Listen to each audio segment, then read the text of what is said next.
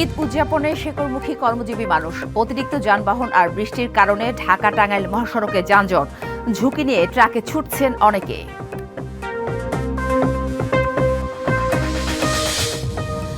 সারা দেশে জমজমাট কোরবানির পশুর হাট, সিলেটের বাজারে সয়লা ভারতীয় চোরাই গরু, প্রশাসনের কিছু অসাধু কর্মকর্তার যোগ সাজসে চলছে চোরাই লাইন।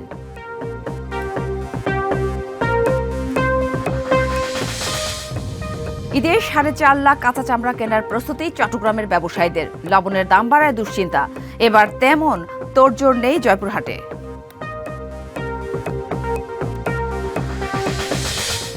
এবং ঈদ ঘিরে মেহেরপুর ও ফেনীর কামারপাড়ায় ব্যস্ততা, পরিশ্রমের তুলনায় লাভ কম, শিল্পকে টিকিয়ে রাখতে সরকারি পৃষ্ঠপোষকতার দাবি। ঈদযাত্রার খবর জানাতে আমাদের সাথে টাঙ্গাইল ও মুন্সিগঞ্জ থেকে যুক্ত হয়েছেন আমাদের সহকর্মীরা। প্রথমে যেতে চাই, টাঙ্গাইলে আছেন সহকর্মী সোহেল তালুকদার। সোহেল, ঈদ যাত্রার দ্বিতীয় দিনে আমরা যদি কালকের ঘটনাটা বলি, যে আসলে পিক আপে ট্রাকে করে যাত্রা পথে যে ট্রাকের বড় সড়ক দুর্ঘটনা হলো, যে 15 জন নিহতের পর আজকের মহাসড়কে কি সেই একই চিত্র দেখতে পাচ্ছেন কিনা, যে নারী ফেরা ঘরে যে নারী টানে মানুষ যাচ্ছে, তারাও কি ওই যানবাহনের যে বাসের বাইরে ট্রাক পিক আপে করে যাত্রী যাচ্ছে কিনা, আর এই পরিবহন এই পরিস্থিতি ঠেকাতে সেখানে কোনো ব্যবস্থা নেওয়া হচ্ছে কিনা? এছাড়া কালকে সড়ক দুর্ঘটনায় যারা নিহত হয়েছেন তাদের জানাজার বিষয় জানাবেন। সাথী, আপনাকে যে বিষয়টি বলে রাখি, যে আপনি যে প্রশ্নটা করেছেন খুবই একটি যৌক্তিক প্রশ্ন। সেটি হচ্ছে যে এই যে এত বড় দুর্ঘটনা, 15টি প্রাণ, তরতাজা প্রাণ এবং 6 জন আহত হওয়ার পরেও যে প্রশাসনের যে টনক নড়া, যেটি বলি দায়িত্বশীলতার যে কার্যক্রম, সেটি নিয়ে আপনি দেখতেই পাচ্ছেন। আমি আপনার ক্যামেরার মধ্যে দেখাচ্ছি যে কিভাবে মানুষ এরকম ঝুঁকি নিয়ে খোলা ট্রাক পিক আপে নারী শিশু সকলেই যাচ্ছেন। আমরা বলে থাকি বা শুনে থাকি কর্তৃপক্ষের কাছ থেকে যে মহাসড়কে ভ্রাম্যমাণ আদালত থাকবে, বিআরটি এর কর্তৃপক্ষরা থাকবে, এবং এই নানা ধরনের যে কার্যক্রম, সেই কার্যক্রমের যে থাকবে তার ছিটে পোটাও কিন্তু এই ঝুঁকিপূর্ণ যে পরিবহন ব্যবস্থা, ঝুঁকিপূর্ণ যে যাত্রী পরিবহন, সেটিকে ঠেকানোর জন্য আমরা এখন পর্যন্ত কাউকে পাইনি। আর গতকালকের যারা মরদেহ যেটা ছিল, যে আহত যারা ছিলেন, তাদের দুর্যোগ মন্ত্রণালয়ের যে সেখানে 15,000 টাকা, এবং যারা নিহত হয়েছেন তাদের দাফনের জন্য 25,000 করে টাকা অনুদান দেওয়া হয়েছে। এই যে আরেকটি ট্রাকেই দেখছেন যে আপনি ট্রাকটির গতি এবং এখানে যেভাবে যাচ্ছে, সেই যে কোনো সময় দুর্ঘটনা ঘটলে কি ঘটনা ঘটতে পারে। আর একটি বিষয় বলে রাখি যে মহাসড়কের যেটি মধ্যরাত থেকে মহাসড়কের যে কিছুটা যানবাহনের গতি বেড়েছে, প্রায় 53,000-এর অধিক যানবাহন চলাচল করেছে, 3,77,00,000 টাকার মতো টোল আদায় হয়েছে। এর মধ্যে যেটি আরও আলোচিত সেটি হচ্ছে যে সেতুর উপরে দুর্ঘটনা, গাড়ি বিকল হওয়া সহ নানা কিছু কারণে কিন্তু এই মহাসড়কে মধ্যরাত থেকে এই সকাল অবধি প্রায় 9টা অবধি পর্যন্ত কিন্তু এই মহাসড়কে প্রায় 20 কিলোমিটার এলাকা জুড়ে এখন যানজট, থেমে থেমে যানজট এবং ধীরগতি ছিল। এই যে পরিস্থিতি, সেই পরিস্থিতির মধ্যে আমরা যে এই যে মানুষের নিরাপদে ঘরে ফেরা, যে স্বস্তির ঘরে ফেরা, সেইটুকু এখন পর্যন্ত দেখছি না। কারণ মহাসড়কে দেদারসে ফিটনেসবিহীন যানবাহন চলাচল করছে, এবং প্রশাসনের যেটি এই যে ঝুঁকিপূর্ণ যানবাহন সেটি ফেরানোর জন্য প্রশাসনের যে তৎপরতা, সেটুকু একেবারেই নেই। সাথী, ধন্যবাদ সোহেল। আমরা তখন টাঙ্গাইলের খবর জানছিলাম, এবার মুন্সিগঞ্জের খবর জানবো সহকর্মী সুজন হায়দার জনের কাছ থেকে। জনি, জানাবেন যে আসলে এই ঢাকা মাওয়া এক্সপ্রেসওয়ে পদ্মা সেতু হয়ে তো দক্ষিণবঙ্গের 21 জেলার ঘরমুখ মানুষ এ করে টানে ফিরছে, তো সেখানকার রাস্তাঘাটে কোনো ধরনের যানজট বা ভোগান্তি আছে কিনা? সাথী, আপনি যেমনটি বলছিলেন যে ঢাকা মাওয়া এক্সপ্রেসওয়ে এবং পদ্মা সেতু, এটি কিন্তু বাংলাদেশের দক্ষিণবঙ্গের প্রবেশ মুখ হিসেবে খ্যাত, এবং দক্ষিণ পশ্চিমবঙ্গের 21 জেলার মানুষ সাধারণত এই পথটি ধরে যাতায়াত করে থাকে। তো বিগত সময়ে আমরা যেটা দেখেছি, যখন পদ্মা সেতু হয়নি, যখন পদ্মা পাটি হতো, ঈদ যাত্রায় কিন্তু বিড়ম্বনার একটি অন্যতম নাম ছিল এই দক্ষিণবঙ্গের যে মাওয়া প্রান্তটি মুন্সিগঞ্জের, সেটি কিন্তু পদ্মা সেতুর কল্যাণে, আসলে পদ্মা সেতু হয়ে যাওয়ার পরে সেই ধরনের বিড়ম্বনা কিন্তু এখন একেবারেই নেই। পদ্মা সেতু চালু হওয়ার পর থেকে আমরা প্রতিটি ঈদেই দেখেছি যে এই সড়কটিতে, এই আধুনিক প্রশস্ত সড়কটিতে দক্ষিণবঙ্গের 21 জেলার মানুষ খুব স্বস্তিতে এবং নির্বিঘ্নে যার যার গন্তব্যে পৌঁছতে পারছে। এবং এবারও কিন্তু তার ব্যতিক্রম কিছু নয়। এবার এই ঈদযাত্রা আমার কাছে মনে হচ্ছে বা আমরা যতটুকু পর্যবেক্ষণ করেছি এখানে, যে এবার আরো স্বস্তির। কারণ পদ্মা সেতুর কল্যাণে যাতায়াত ব্যবস্থা যতটা সহজ হয়েছে, পাশাপাশি স্থানীয় প্রশাসন, সেতু কর্তৃপক্ষ এবং আইন শৃঙ্খলা বাহিনীর কিন্তু ব্যাপক তৎপরতা আমরা এই পদ্মা সেতু এলাকায় দেখেছি। তারা কিন্তু আসলে পুরো পদ্মা সেতু এলাকাকে কয়েকটি স্তরে নিরাপত্তা বেষ্টনী রেখেছেন এবং যাত্রীরা যাতে নির্বিঘ্নে যাতায়াত করতে পারে সেজন্য কিন্তু সেতু কর্তৃপক্ষ আসলে এখানে যে বুথগুলো রয়েছে পদ্মা সেতুতে অতিরিক্ত লোকবল নিয়োগ করেছেন, যে কারণে খুব দ্রুত গতিতে কিন্তু টোল আদায়ের পরে পদ্মা সেতু পাড়ি দিয়ে দক্ষিণবঙ্গের যাত্রীরা 21 জেলায় যার যার নিজ গন্তব্যে ছুটতে পারছে।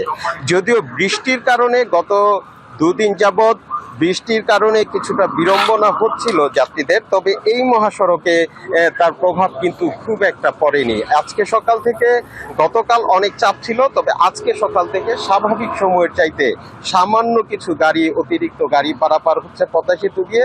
এতে নির্বিঘ্নে এবং স্বস্তিতে দক্ষিণবঙ্গের যাত্রীরা যার যার গন্তব্যে যেতে পারছে।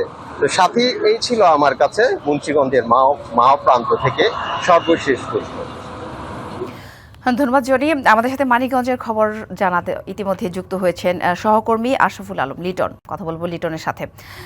লিটন, আপনি তো আছেন পাটুরিয়া দৌলতদিয়া ফেরিঘাটে, তো সেখানকার চিত্র জানাবেন, কোনো ভোগান্তি আছে কিনা, সব মিলিয়ে কি তথ্য হচ্ছে বিস্তারিত? দক্ষিণ পশ্চিমাঞ্চলের 21 জেলার যোগাযোগের অন্যতম নৌরুট কিন্তু এই পাটুরিয়া দৌলতদিয়া নৌপথ। তো আমরা কিন্তু এই মুহূর্তে আছি পাটুরিয়া 3 নম্বর ফেরিঘাট এলাকাতে।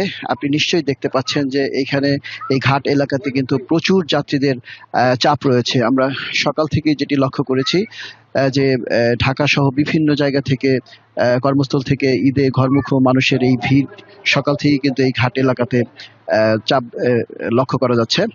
তো আমরা আরেকটি বিষয় যেটি ঘাট কর্তৃপক্ষের সাথে কথা বলেছি এবং যাত্রীদের সাথেও যেটি আমরা কথা বলে জানতে পেরেছি যে আসলে ঘাটে প্রচুর যাত্রীর চাপ থাকলেও পর্যাপ্ত সংখ্যক ফেরি কর্তৃপক্ষ যেটি আমাদেরকে বলেছেন যে 18টি ফেরি দিয়ে যাত্রী ও যানবাহন পারাপার করা হচ্ছে, যে কারণেই কিন্তু ফেরিতে উঠতে যতক্ষণ সময় লাগে সেই সময়টুকু কিন্তু তাদেরকে এখানে অপেক্ষা করতে হচ্ছে। আর বিগত সময়ে যেটি আমরা দেখতে পেয়েছি যে আসলে এই ঘাট এলাকাতে প্রচুর যানজট এবং ঘন্টার পর ঘন্টা ঘাটে অপেক্ষা করার যে বিষয়টি, সেই বিষয়টি কিন্তু এবছর আমরা লক্ষ্য করতে পারিনি আর কি। তো কর্তৃপক্ষ আরও যেমনটি বলছিলেন যে আসলে পর্যাপ্ত সংখ্যক ফেরি থাকার কারণে এবং এই ঘাটের যে সার্বিক ব্যবস্থাপনা, সেই ব্যবস্থাপনা ভালো থাকার কারণে যাত্রীরা কিন্তু তেমন ভোগান্তি এখানে পোহাতে হচ্ছে না। তো আমরা এখানে বেশ কিছু যাত্রী রয়েছে, আমরা একটু তাদের সাথে একটু কথা বলতে চাই যে আসলে একটু তুই একটু বলবেন কি যে আসলে যে এইবার আপনাদের কোনো ভোগান্তি আছে কি? না, এবারে কোনো ভোগান্তি নাই, শান্তির মতন এইবার আসছে। অন্য ঈদের চাইতে এবার আরো ভালো। ধন্যবাদ। আর সাথী, যেমনটি শুনছিলেন যাত্রী যেটি বলছিলেন যে আসলে অন্যান্য বছর যে যতটুকু ভোগান্তি থাকে সেই ভোগান্তির কিন্তু কোনো চিত্র এবং যাত্রী যারা রয়েছে তারা কিন্তু এমন ভোগান্তি পোহাচ্ছেন না। তো সাথী, এই ছিল পাটুরিয়া ঘাট থেকে আমার কাছে সবশেষ খবর। ধন্যবাদ লিটন। একসময় ঢাকা থেকে দক্ষিণাঞ্চলের মানুষের নিরাপদ ও সাশ্রয়ী ভরসা ছিল পিরোজপুরগামী লঞ্চ।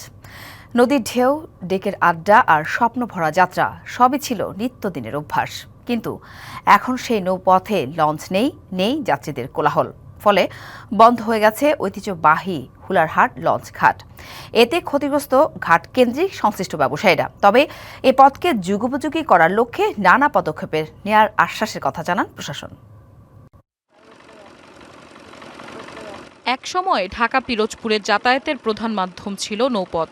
ঢাকার সাথে পিরোজপুরের দূরত্বের তুলনায় সময় বেশি লাগলেও এ অঞ্চলের মানুষ নৌপথে যাতায়াত করতে স্বাচ্ছন্দ্য বোধ করত। তবে সময়ের পরিবর্তনে ভাটা পড়েছে এই পথে। পদ্মা সেতু চালুর পর নৌপথে যাত্রী কমে যাওয়ায় লঞ্চ চলাচল প্রায় বন্ধ হয়ে গেছে।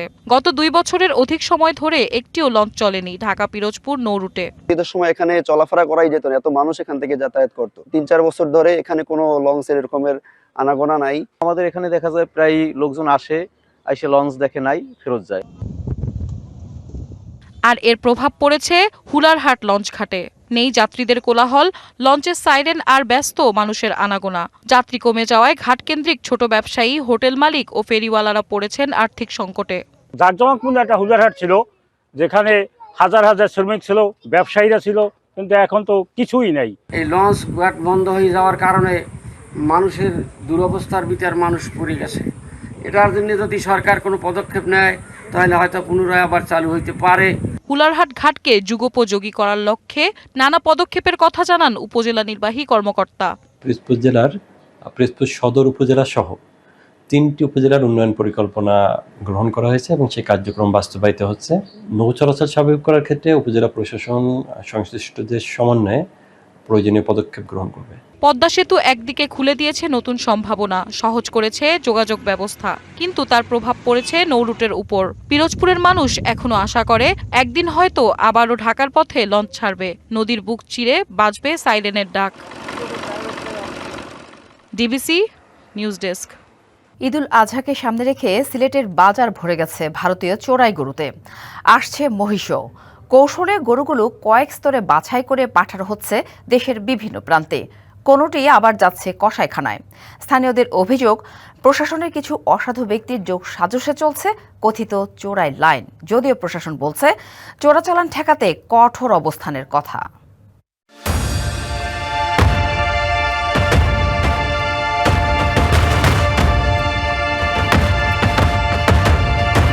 কখনো রাতের অন্ধকারে, কখনো বা দিনের আলোয় এভাবেই আনা হচ্ছে ভারতীয় চোরাই গরু, আর তা পাঠানো হচ্ছে দেশের নানা প্রান্তে।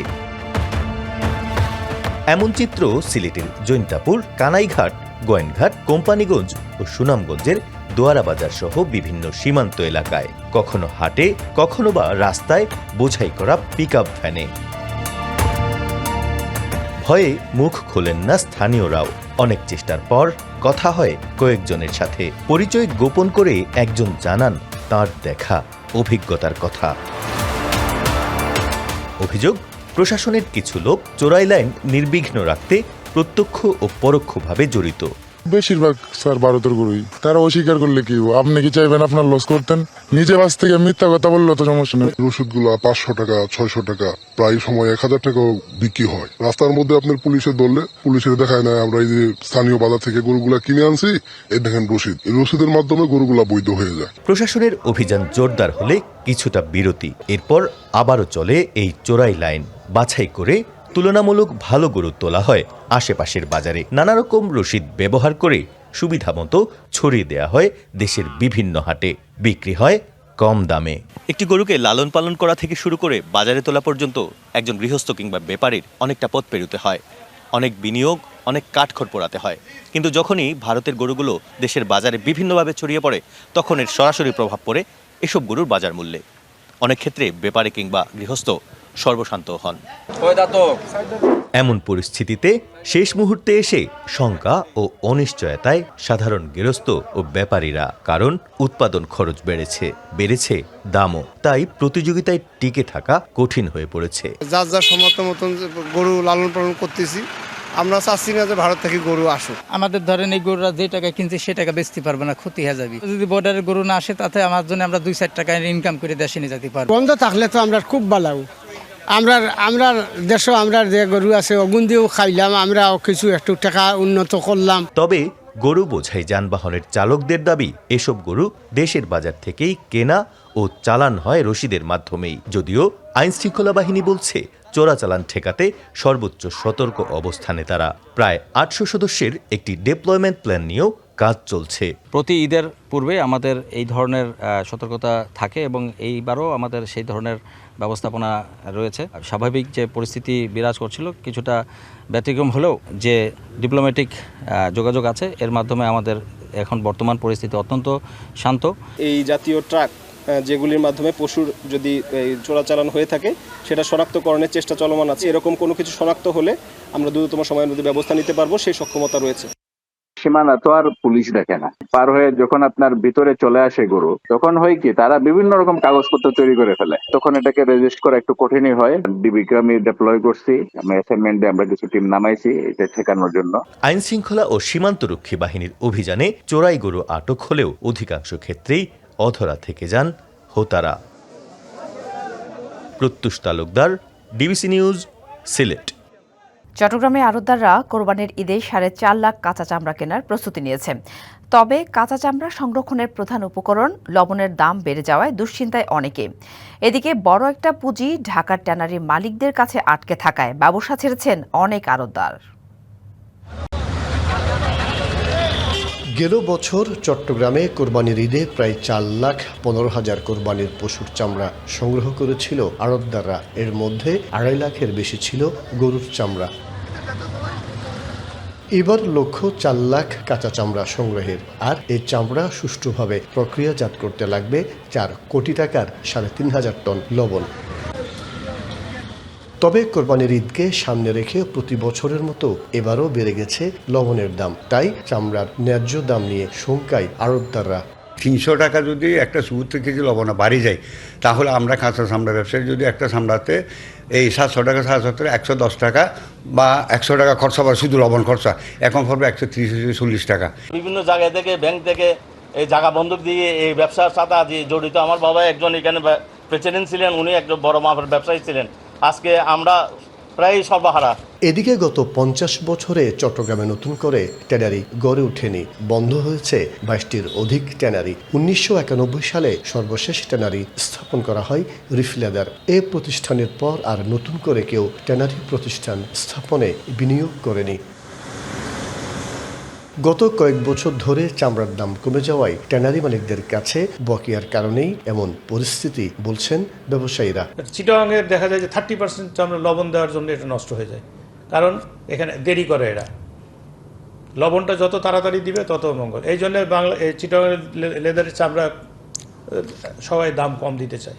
ব্যবসায়ীদের দাবি বিভাগের ট্যানারির সংখ্যা বাড়ানো হলে টিকে থাকা সম্ভব এই চামড়া শিল্পে। আর তাদের দেশের পাশাপাশি বিশ্ববাজারে রপ্তানি সম্ভব হবে চামড়ার, যা ভূমিকা রাখবে দেশের অর্থনীতিতে। মাসুদুল হক, ডিবিসি নিউজ, চট্টগ্রাম।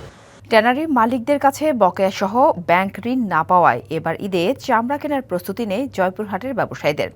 সরকার নির্ধারিত দামে চামড়া বিক্রি করতে না পারায় বারবার লোকসানে কাঁচা চামড়া কেনা থেকে আগ্রহ হারাচ্ছেন ব্যবসায়ীরা। এই পরিস্থিতি থেকে পরিত্রাণ পেতে সরকারের সহযোগিতার আহ্বান তাদের। বকেয়া পাওয়ার আশায় প্রতি বছরই ধার দেনা করে ব্যবসা ধরে রেখেছেন জয়পুরহাটের চামড়া ব্যবসায়ীরা। প্রতি বছর কোরবানির ঈদে তারা সরবরাহ করেন প্রায় 100 কোটি টাকার চামড়া। কিন্তু নানা অজুহাতে বকেয়া টাকা পরিশোধ করেন না ট্যানারি মালিকরা। প্রক্রিয়াজাত চামড়ার সরকার ঘোষিত দামও পাওয়া যায় না, ব্যাংক থেকে মিলছে না ঋণ সুবিধাও। এতে বছর বছর লোকসানের জের টানতে টানতে দিশেহারা মালিকদের পাশাপাশি মানবেতর জীবনযাপন করছেন শ্রমিকরাও। এই কুরবানির ঈদ আসলে আমরা বাইরে থেকে টাকা টোকা জোগাড় করে লোন টোন করে আমরা পশুর চামড়া কিনি, কিন্তু ট্যানারিওয়ালারা যে রেট দেয় সেই রেটের থেকে অর্ধেক দামে ওরা কিনে না। এই ট্যানারি যারা পাকাকরণ করে এদের মধ্যে খুবই সুযোগ সন্ধানী, এরা টাকা দেয় না, বিভিন্ন ধরনের সমস্যা করে। মহাজনেরাও আমাদের কর্মচারীদেরকে টাকা টুকা দিচ্ছে না, আমরা পরিবার পরিজন নিয়ে খুব কষ্টে দিন পথ পার করতেছি। এই কাজে টাকা দিয়ে আমাদের সংসার চলে না, আমাদের খুব কষ্ট হয়। তাই মোটা অঙ্কের বকেয়া সহ নানা সমস্যায় এবারের ঈদে চামড়া কেনার আগ্রহ নেই ব্যবসায়ীদের। বিগত কয়েক বছরের টাকা আমাদের অনাদায়ী রয়েছে। সরকার যে রেট নির্ধারণ করছে, আসলে এই দামে ট্যানারির মালিকরা আমাদের কাছে চামড়া নেয় না। পরবর্তীতে আমরা সকলে লস করি। এটা থেকে সমাধানের পথ একটাই, যদি সরকার এই গুদামগুলোর প্রতি একটু দৃষ্টি রাখে। দেশের সম্ভাবনাময় চামড়া শিল্প গতিশীল করতে দ্রুত উদ্যোগ নেবে সরকার, এমন প্রত্যাশা ব্যবসায়ীদের। DBC news desk.